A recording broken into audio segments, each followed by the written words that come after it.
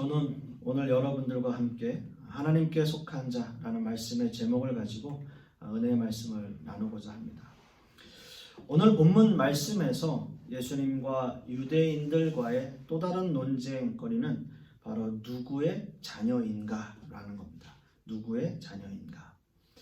이스라엘 민족들의 주장은 이렇죠. 하나님께서 아브라함을 택하셨고 하나님의 자녀 삼아 주셨기 때문에 우리의 아버지는 오직 한 분 하나님이시다 라는 주장을 하고 있는 겁니다.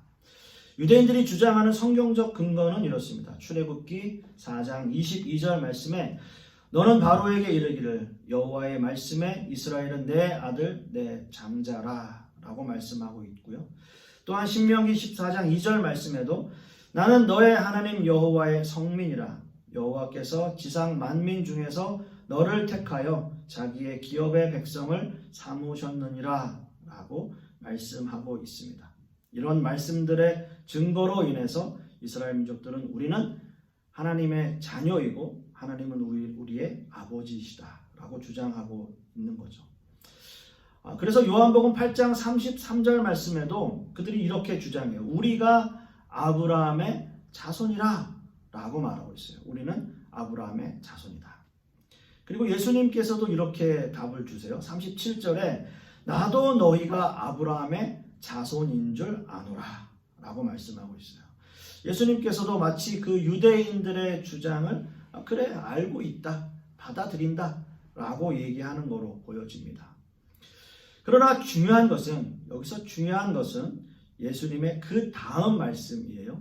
39절 하반절 말씀에 보면 너희가 아브라함의 자손이면 아브라함의 행한 일들을 할 것이거늘 라고 말씀하고 있어요.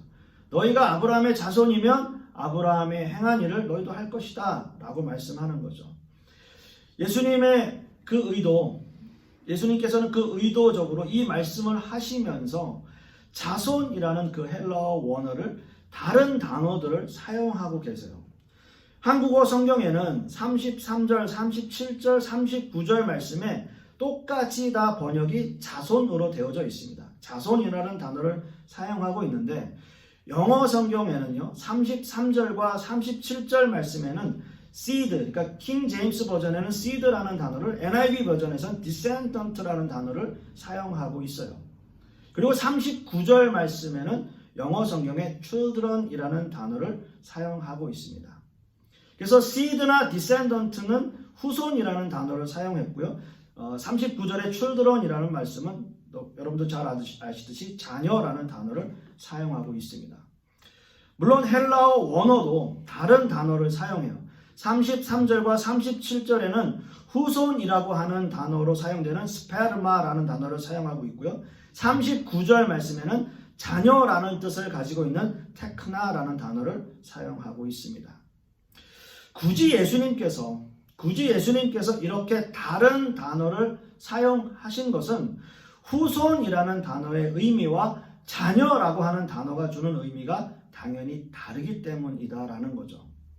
로마서 9장 7절과 8절 말씀을 보시면 또한 아브라함의 씨가 다 그 자녀가 아니라 오직 이삭으로부터 난 자라야 내 씨라 불리리라 하셨으니 곧 육신의 자녀가 하나님의 자녀가 아니요 오직 약속의 자녀가 씨로 여기심을 받느니라 라고 말씀하고 있습니다. 즉 유대인들이 주장하는 아브라함의 씨는 될 수가 있어도 그 후손의 개념은 될 수가 있어도 예수님께서 말씀하시는 진정한 의미의 하나님의 자녀는 아니다 라고 말씀하고 계시는 거죠. 왜냐하면 아브라함의 자녀라면 예수님께서도 말씀하셨듯이 너희가 나를 핍박하고 죽이려 하지는 않을 것이기 때문에 너희가 아브라함의 자녀라면 너희가 그런 일을 행하지 않았을 것이다. 너희가 아브라함의 자녀라면 아브라함이 행한 것 같이 나에게도 행했을 것이다. 즉 아브라함의 자녀라면 너희가 나를 핍박하고 죽이려 하지는 않을 것이다 라는 거죠.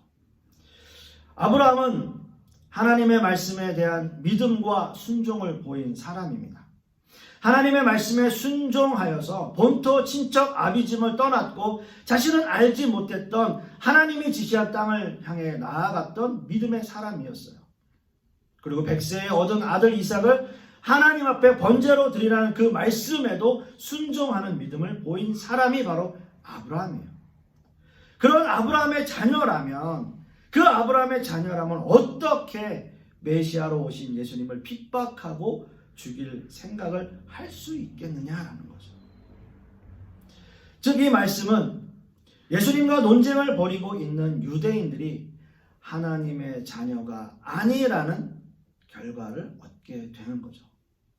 아무리 자신들이 하나님의 자녀라고 주장해도 육신의 자녀, 즉 시드나 디센던트는 될 수 있지만 진정한 의미의 children, 그 자녀는 될 수 없다라는 거예요. 약속의 자녀만이 진정한 하나님의 자녀이기 때문인 겁니다. 예수님은 오늘 읽은 본문 42절 상반절 말씀을 통해서도 이렇게 선포하세요. 예수께서 이르시되 하나님이 너희 아버지였으면 너희가 나를 사랑하였으리니. 너희가 나를 사랑하였으리니. 라는 말씀을 하십니다. 유대인들에게 이 말씀이 과연 어떻게 들렸을까요? 하나님이 너희의 아버지였으면 너희가 나를 사랑했을 텐데. 이렇게 들리지 않았을까요? 하나님이 너희 아버지면 너희들이 어떻게 나한테 이럴 수 있어? 너희들은 이렇게 할 수 없지. 만약 이 말씀을 인정하게 되면, 그들이 이 말씀을 인정하게 된다면 그들은 여지없이 마귀의 자녀들이 되는 거예요. 그런 현실을 유대인들은 받아들일 수 없었을 겁니다. 아니 오히려 더 강하게 예수님을 부인하는 거죠. 그래서 이렇게 이야기해요. 유대인들은 결국 예수님을 사마리아인 그리고 귀신 들린 사람으로 예수님을 몰아가는 거예요. 이 말은요, 그 당시에 가장 치욕적이고 모욕적인 말이에요. 사마리아인. 유대인들이 사마리아 사람을 어떻게 취급하는지는 제가 굳이 설명드리지 않아도 잘 아실 겁니다. 그리고 예수님을 마치 정신 이상자로 취급하고 있는 거예요. 사람들은 그래요. 내 의견과 대립되고 내 주장에 같이 동조하지 않으면 그때부터는 적이 되는 거예요. 지난날 함께 했던 동지도 이런 상황이 되면 적이 되죠. 그래서 세상엔 영원한 동지도 영원한 적도 없다. 그런 말을 해요. 사실 저는 그 말 참 싫어합니다. 누군가에서 들은 게 있어가지고 굉장히 싫어하는 말 중에 하나예요. 이 시대의 현실은 그렇다는 거죠. 지금의 현실은 그렇다는 거예요. 여러분 요즘 정치도 보세요. 마찬가지예요. 옛날엔 적이었는데 지금은 동지가 되고, 지금은 동지였는데 다음엔 적이 되는 그러한 시대를 살아가고 있고요. 그게 우리의 현실이에요. 그래서 예수님도 이 세상의 사람들을 두 가지의 부류로 나누고 계십니다. 하나님을 믿는 하나님의 자녀와 또 마귀의 자녀로 분류하고 계시는 거죠. 첫째로 마귀에 속한 자녀들은 어떤 사람들일까요? 오늘 이거 본문 요한복음 8장 44절 말씀을 우리가 다시 한번 보겠습니다. 너희는 너희 아비 마귀에게서 났으니 너희 아비의 욕심대로 너희도 행하고자 하느니라. 그는 처음부터 살인한 자요 진리가 그 속에 없으므로 진리에 서지 못하고 거짓을 말할 때마다 제 것으로 말하니 이는 그가 거짓말장이요 거짓의 아비가 되었음이니라. 예수님과 유대인들과의 논쟁 중에 예수님께서는 결국 유대인들에게 이렇게 이야기합니다. 마귀의 자녀라고 그들의 신분을 선포해요. 마귀의 자녀. 너희는 마귀의 자녀다. 엄청난 말씀의 선포 아닙니까? 그 당시에 유대인들은 기득권자들이고 그들이 마음만 먹으면 언제든지 예수님을 잡아서 죽일 수 있는 그러한 상황이었음에도 불구하고 예수님께서는 그들에게 너희는 마귀의 자녀다 라는 선포를 하시는 거죠. 아브라함의 자손이 아니라 죄의 종이라고 말씀하셨을 때도 그들은 굉장히 흥분한 상태였고 그 흥분을 가라앉히지 못하고 있었어요. 근데 이제는 아예 너희는 마귀의 자녀다 라는 선포를 하시는 거예요. 예수님께서 이렇게 말씀하신 근거는 몇 가지의 근거들이 있습니다. 바로 그들의 모습 가운데 살인과 거짓이 있기 때문이에요. 마귀의 가장 큰 속성 중에 하나는 살인 그리고 거짓입니다. 인류 최초의 범죄와 살인을 저지른 그 사람인 아담과 하와 그리고 가인의 배후에는 악한 사단의 세력이 함께했음을 우리는 잘 알 수 있습니다. 인류 최초의 살인인 창세기 4장의 가인과 아벨의 사건에서 그런 사건들을 볼 수 있는 거죠. 이 사건은요, 하나님이 가르쳐 주신 제사의 방법을 따르지 않은 가인에게 원인이 있었어요. 결국 자신의 제사를 연락하지 않으시는 하나님에 대한 반항심, 그래서 자신의 아우 아벨을 미워하는 마음이 생기게 되었고요. 결국 아벨을 죽이고 마는 상황이 벌어지게 된 것입니다.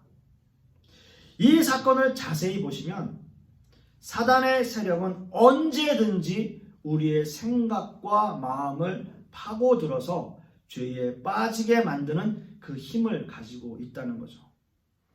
창세기 4장 7절 말씀해 보시면 네가 선을 행하면 어찌 낯을 들지 못하겠느냐. 선을 행치 아니하면 죄가 문에 엎드려 있느니라. 죄가 너를 원하나 너는 죄를 다스릴지니라 라고 말씀하고 있습니다. 이 말씀에서 죄가 문에 엎드리느니라, 죄가 문에 엎드린다 라고 하는 이 엎드린다는 뜻은요, 사나운 맹수가 먹이를 낚아채기 위해서 자신을 매복하고 웅크리고 있는 모습을 표현하고 있어요. 또한 죄가 너를 원하나, 죄가 너를 원하나 라는 말씀을 풀어보면 죄가 너를 향해서 길을 쓰고 달려들고 있으나 라는 의미예요. 죄가 우리를 향해서 달려온다 라는 표현이에요. 이렇게 풀이할 수 있습니다. 즉 죄는 인간을 향해서 언제든지 공격할 준비가 되어 있고 우리를 넘어뜨리려고 항상 그 기회를 엿보고 있다라고 하는 뜻이죠. 참 옛날에는 제가 이해가 가지 않았어요.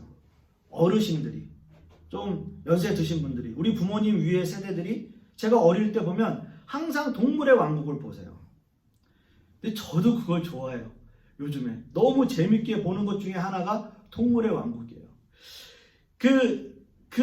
이제 사자나 이런 그 맹수들이 그 초식 동물들을 잡기 위해서 굉장한 그 포복을 해서 막 달려들 때, 그리고 그 온 힘을 다해서 막 뛰어갈 때 사실 그 어떤 카타르시스가 있어요.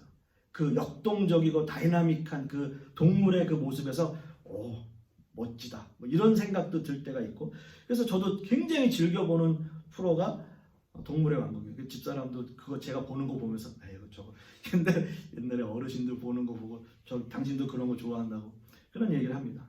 그 맹수의 공격, 왜냐하면 계산된 거리가 있기 때문에 피할 수가 없어요. 결국 잡아요.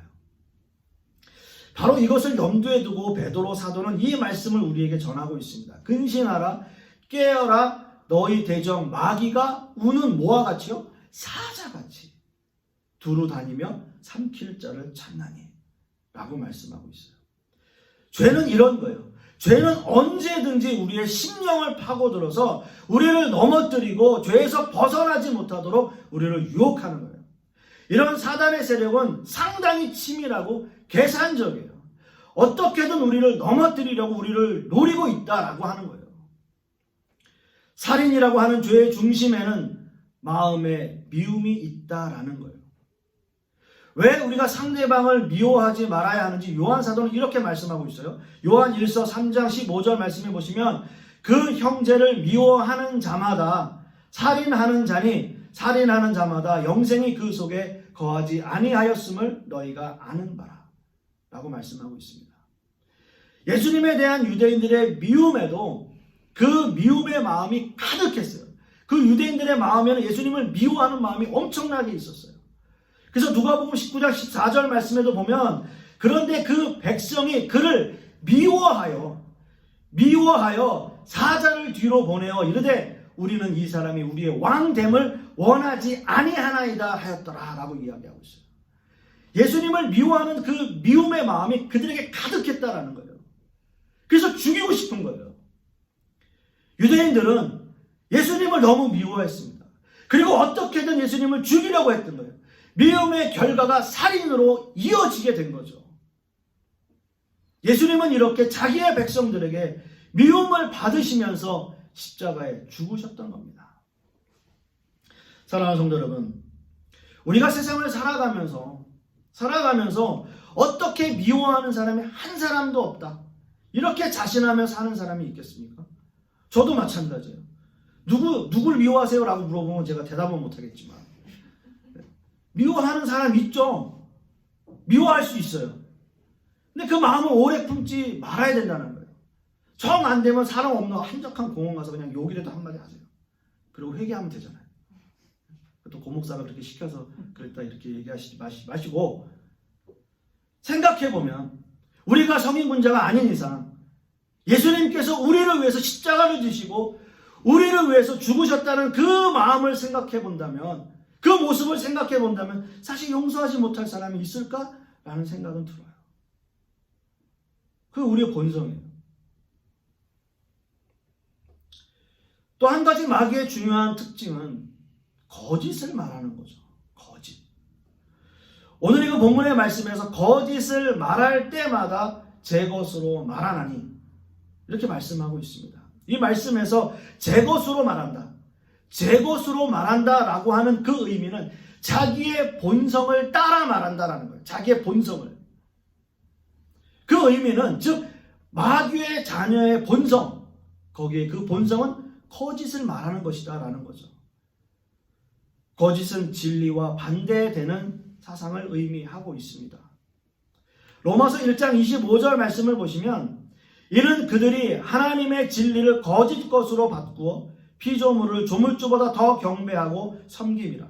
주는 곧 영원히 찬송할 이시로다. 아멘 이라고 말씀하고 있습니다. 세상은 하나님의 진리를 거짓으로 바꾸고 있습니다. 세상은 세상이 원하는 방향으로 모든 것을 끌고 가려고 노력해요. 오늘 그 본문 말씀 45절에도 내가 진리를 말함으로 너희가 나를 믿지 아니하는도다 라고 말씀하죠. 진리를 선포하시는 예수님의 말씀을 그들의 본성적으로 듣기를 거부하고 있는 거예요. 거짓에 속해 있는 거짓의 자녀는 진리를 선포하시는 예수님의 말씀을 듣지 않고, 또 들었다 하더라도 이해할 수 없었던 거죠. 세상이 거짓을 말하고 거짓된 세상으로 끌고 가고 있다는 것이 그 시대뿐만이 아니라 지금 이 시대에도 그런 일들이 증명되고 있잖아요. 얼마 전 정말 이 보수 기독교 세력 안에서는 정말 문제시 되어져 있는 이 교황의 발언들, 또 우리나라 역시도 이런 서양의 귀신 문화들을 들여와서 이걸 마치 안 하면 시대에 뒤떨어지고 뒤처지는 그러한 모습으로 비춰지게 되고, 흔히 요즘 아이들 말로 표현하면 인싸가 못 되는 그러한 모습으로 비춰지잖아요. 그리고 모든 법안들이 기독교 복음주의와는 정반대의 방법으로 진행되어지고 그렇게 바뀌어가고 있어요. 참 안타까운 거죠. 결국 세상은 더욱더 빠르게 자신들이 원하는 거짓된 삶의 방향을 향해 가고 있는 것이 아닌가.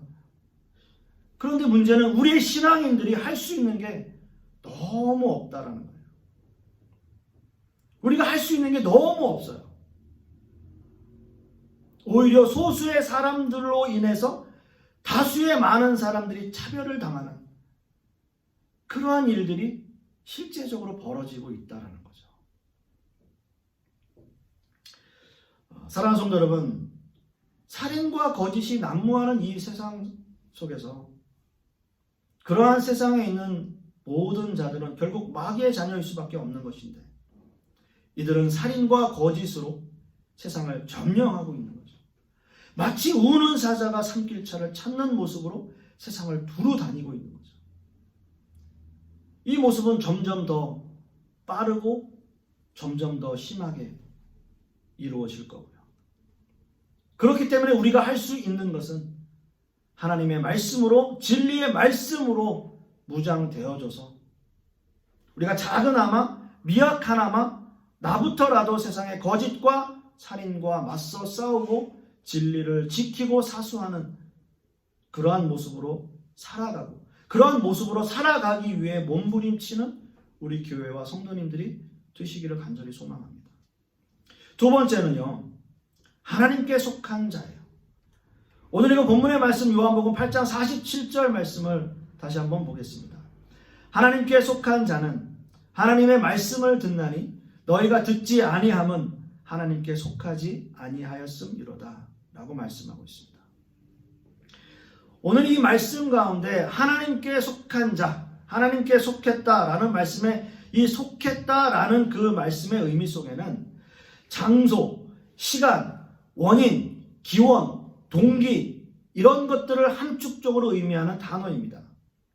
즉 이 말씀은 하나님께로부터 그 원인과 하나님께로부터 그 동기와 하나님께로부터 그 기원이 있는 사람들을 의미하는 거죠. 하나님께 속한 사람은 하나님으로부터 기원되어졌다는 거죠. 하나님으로부터 새롭게 태어난 사람을 의미하는 겁니다. 이것이 하나님의 말씀을 듣는 사람들을 의미하는 거예요. 하나님께 속했다라는 거죠. 요한일서 4장 5절에서 6절 말씀을 보시면 그들은 세상에 속한 고로 세상에 속한 말을 하며 세상이 그들의 말을 듣느니라. 우리는 하나님께 속하였으니 하나님을 아는 자는 우리의 말을 듣고 하나님께 속하지 아니한 자는 우리의 말을 듣지 아니하나니 진리의 영과 미혹의 영을 이로써 아느니라. 이렇게 말씀하고 계십니다. 세상에 속한 자는 하나님의 말씀을 들을 수가 없고 하나님께 속한 자는 하나님의 말씀이 들린다는 거예요.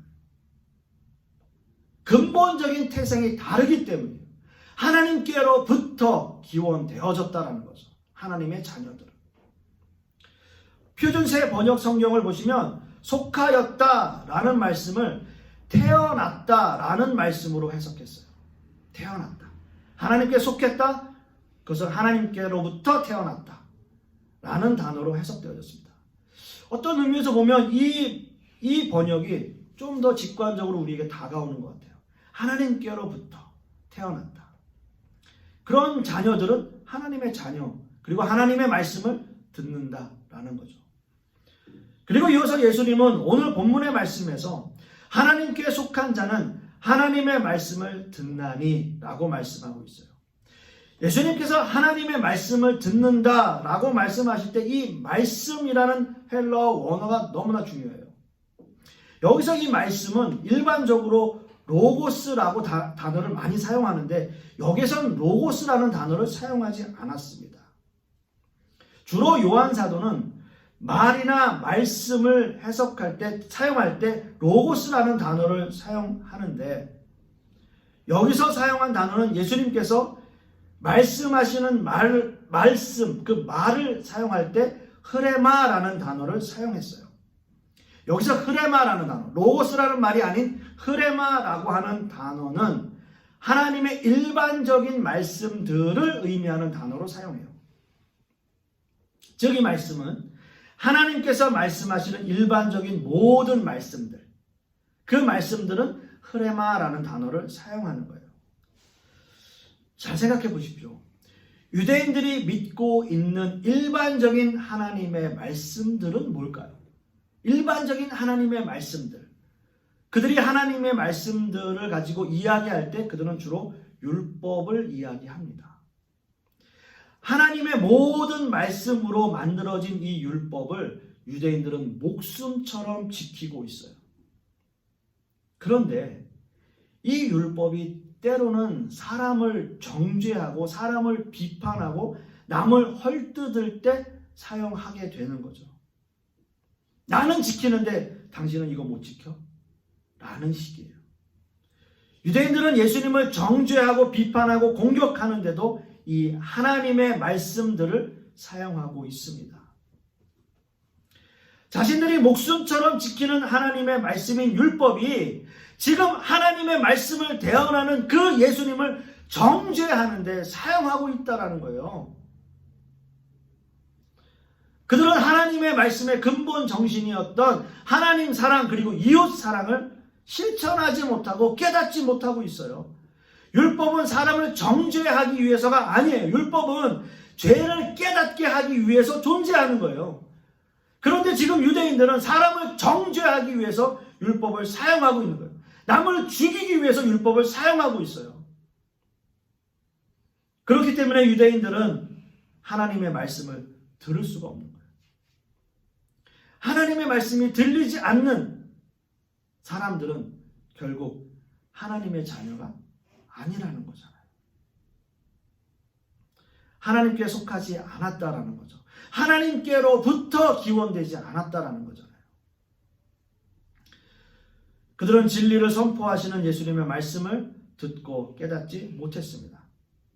그리고 이 땅에 메시아로 오신 예수님을 보고도 알지 못했어요.